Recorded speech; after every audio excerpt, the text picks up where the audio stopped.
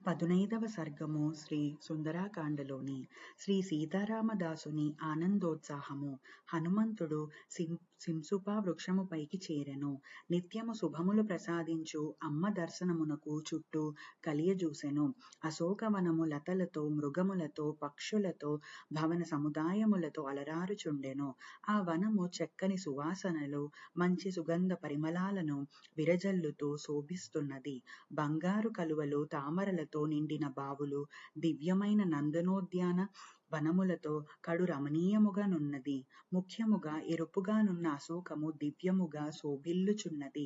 అశోక వృక్షము పైనున్న హనుమ ఒక గొప్ప భవనమును చూసెను.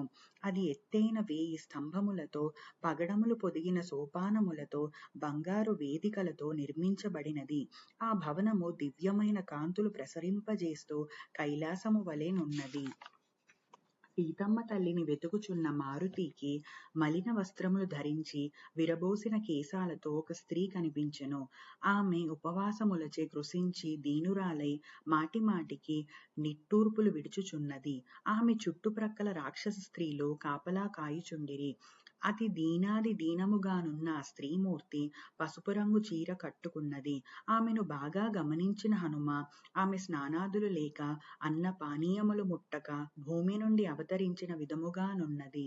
ఆభరణాలు ధరించక, పద్మాలు లేని తామర కొలనులా దయనీయముగా కుజగ్రహ పీడితైన రోహిణి వలెనున్నది. భర్త వియోగము చేత ప్రసన్నము లేని మోముతో, మేఘములతో నిండిన చంద్రుని వలె ఏకాంతముగా దుఃఖిస్తున్నది. హనుమ ఆ కాంతను తదేకముగా చూస్తూ ఆమెయే తన అనురాగాల తల్లి సీతమ్మ తల్లి అని తలచి సంబరపడెను. అతని ఆనందోత్సాహాలకు అంతులేకపోయినది. జనగణ మంగళ దాయకనామం రఘుపతి రాఘవ రాజారాం. రఘుపతి రాఘవ రాజారాం శరణు శరణు శ్రీ సీతారాం. జనగణ మంగళ దాయకనామం రఘుపతి రాఘవ రాజారాం. రఘుపతి రాఘవ రాజారాం శరణు శరణు శ్రీ సీతారాం. 15వ సర్గము సమాప్తం.